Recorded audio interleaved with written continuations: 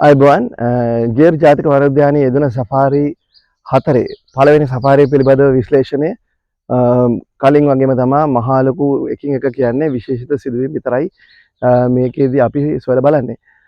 පළවෙනි සෆාරිය උදේ කරගන්න ඕනේ වැඩක් උදේ කරගන්න ඕනේ. මොකද අපේ මක පෙන්නන්න කිව්වේ එහෙමයි 8ට පස්සේ සිංහයන්ගේ හැසිරීම ටිකක් අඩු වෙනවා. මොකද උස්සත්තේ වැඩි හින්දා ඒ කට්ටිය කැලේ තුලට යන්න බලනවා. කොහොම හරි අපේ පළවෙනි ගේ වාහනේ අපිට දැනුම් දීමක් කරා ඉක්මනට එන්න සයිට් එකක් දැන් සිද්ධ වෙනවා කියලා. අපි ගිහිල්ලා බලද්දී අම්මයි පැටව තුන්දෙනයි සෙල්ලම් කරනවා. පාරට පොඩ්ඩක් එහා පැත්තේ සෑහෙන සන්තෝෂයි.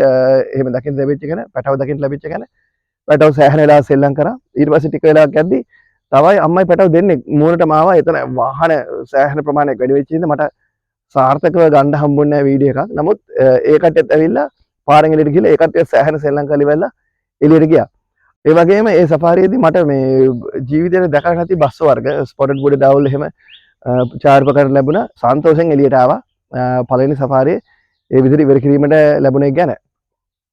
අපි බලමු ඊළඟට තිබ්බ සෆාරිය මේක අපි කරේ උදේ වරුවේ. හවස සෆාරිය කොහොමද උනේ කියලා ඊළඟ වීඩියෝ එකෙන් බලමු.